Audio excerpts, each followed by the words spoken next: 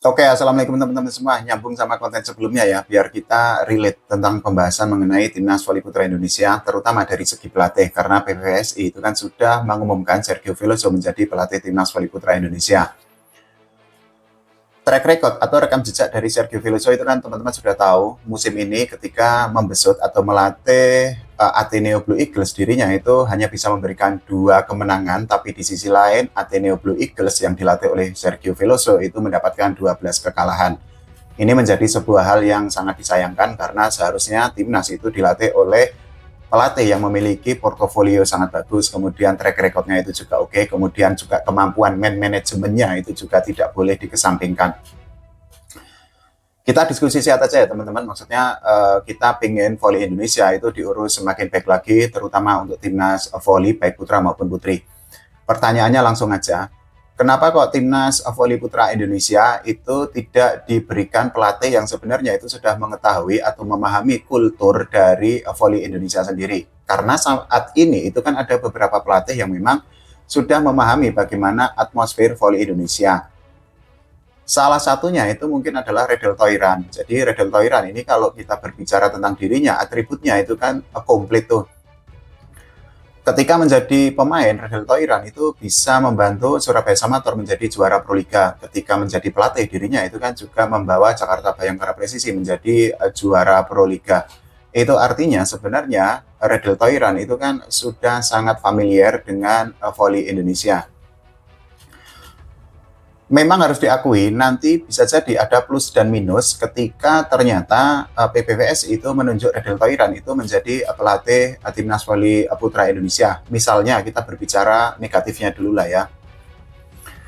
Nantinya bisa jadi ada stigma atau ada pandangan-pandangan negatif dari para penggemar voli Indonesia ketika Redel Toiran itu menjadi pelatih timnas Indonesia. Salah satunya itu yang selalu digaung-gaungkan itu adalah nanti akan ada anak emas dari Jakarta Bayangkara Presisi di timnas voli putra Indonesia, sementara tim-tim yang menjadi kompetitor atau pesaing dari Jakarta Bayangkara Presisi itu dianggap tidak akan mendapatkan kesempatan sebanyak para pemain Jakarta Bayangkara Presisi, misal para pemain dari Jakarta Lavani dan lain sebagainya.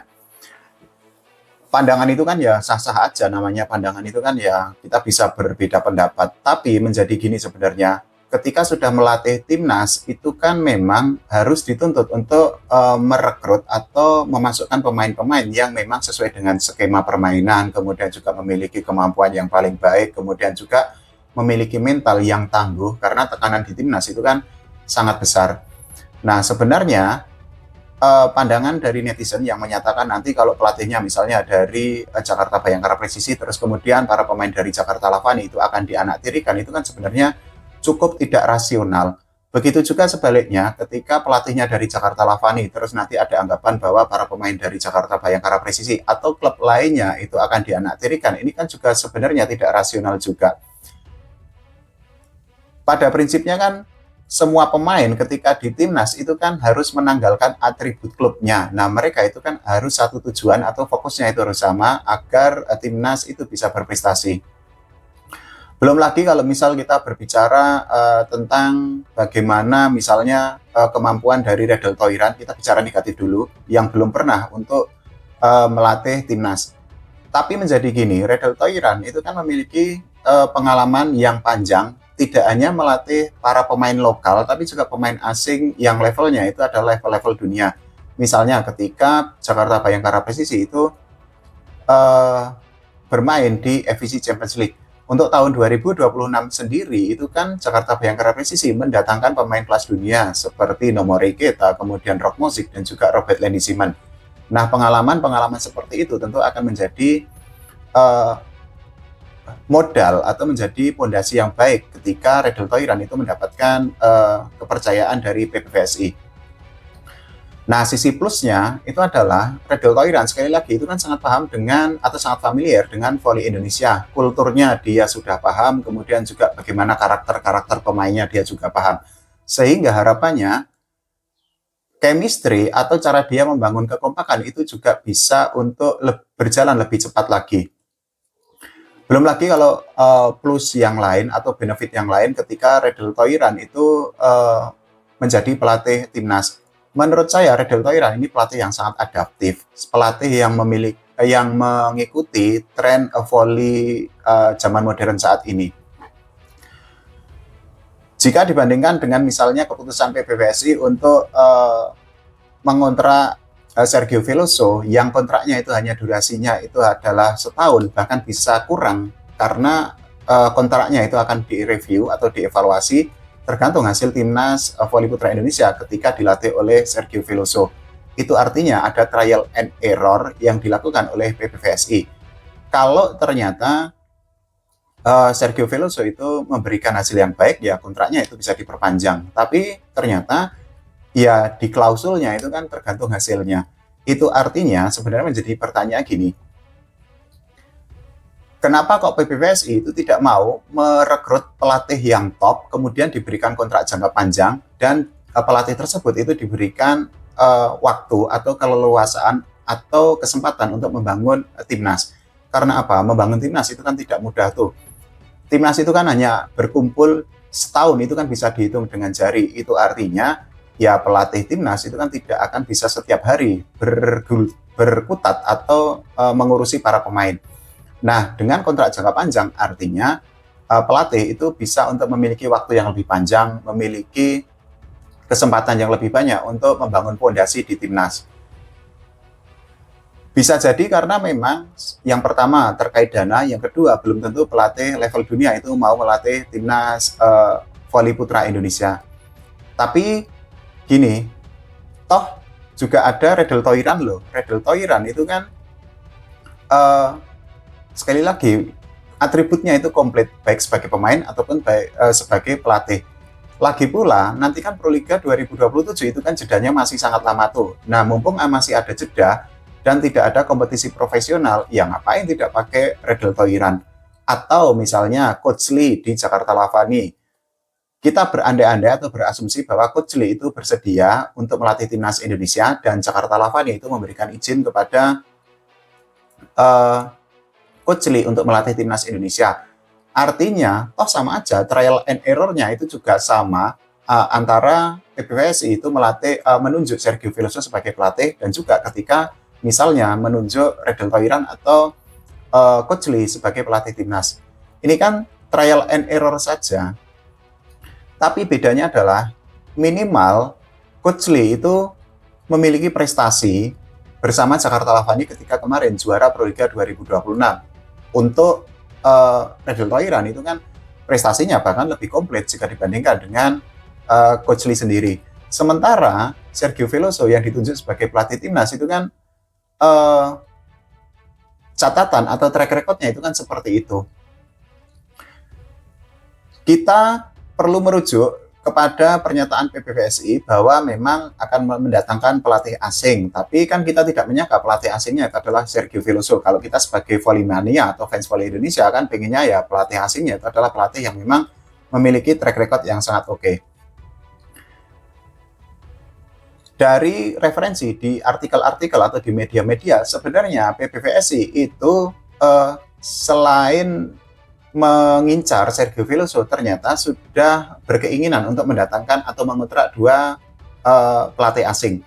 Yang pertama itu adalah Marco Antonio Quiroga yang berasal dari Brasil, kemudian itu adalah Nicolas Vives, itu mantan pelatih Jakarta Lavani dan juga mantan pelatih timnas Kuba. Tapi ternyata ada halangan atau ada handicap atau kendala atau masalah yang dialami oleh PBVSI ketika ingin menunjuk Vives atau menunjuk Marco Antonio untuk melatih timnas.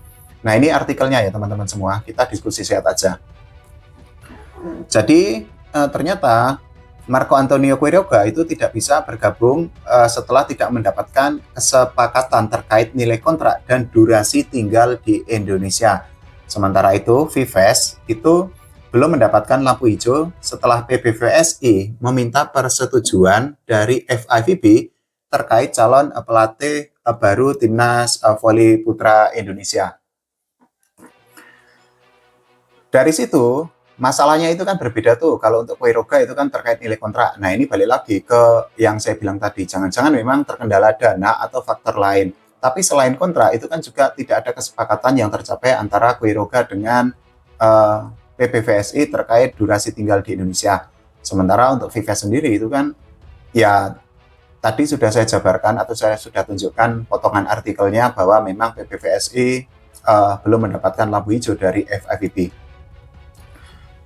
Padahal sebenarnya kalau Coach Vives jadi pelatih itu kan juga memiliki atribut yang lengkap. Pengalaman di Timnas Kuba itu kan juga bisa menjadi pondasi bagi dirinya. Kemudian juga membantu Jakarta Lavani menjadi juara Proliga itu juga bisa menjadi bekal atau modal Coach Vives untuk menahkodai Timnas Voli Putra Indonesia. Memang di 2 edisi terakhir ketika dirinya melatih Lavani itu kan Lavani itu kan tidak bisa menjadi juara Proliga. Tapi sama seperti Redel Toiran atau Coach Lee, Coach Vives itu kan juga paham bagaimana kultur voli di Indonesia, sehingga harapannya ya sekali lagi cara dia untuk membangun chemistry atau cara dia untuk membangun kekuatan timnas itu kan bisa berjalan lebih cepat dan juga bisa lebih kokoh lagi. Tapi ya gimana ya, maksudnya kadang memang kita, ini kalau saya, nggak tahu kalau teman-teman semua, kalau saya itu kan memang kadang sulit mencerna bagaimana langkah yang diambil oleh PBVSI ketika kita pengen pelatih yang grade A, pelatih kelas dunia, ternyata yang datang Sergio Veloso. Ketika kita pengen timnas voli dipersiapkan dengan maksimal, misalnya TC jangka panjang atau TC-nya itu durasinya panjang, ternyata ya gini-gini aja persiapannya mepet. Kemudian juga kita pengen ada hal-hal perbaikan lain, ternyata ya seperti itu. Meskipun juga ada beberapa hal yang harus diapresiasi dari PBVSI, misalnya tahun 2027 itu ada salary cap, kemudian juga berbagai perbaikan lain atau inovasi lain. Itu artinya ya ada plus minus dari kinerja dari PBVSI. Yang negatif perlu kita kasih masukan atau kita kritik nggak apa-apa, sementara yang positif ya kita harus fair juga, harus kita berikan apresiasi atau 2 jempol lah kepada PBVSI. Kalau menurut teman-teman semua, gimana dengan penunjukan Sergio Veloso menjadi pelatih Timnas Voli Putra Indonesia? Cocok enggak, atau justru yang cocok misalnya adalah Redel Toiran atau Coach Lee atau Nicolas Vives? Nah, silahkan tulis di kolom komentar. Pokoknya jangan lupa doakan Timnas Voli Indonesia berprestasi dan Voli Indonesia diurus oleh PBVSI dengan semakin profesional lagi. Oke, terima kasih teman-teman semua.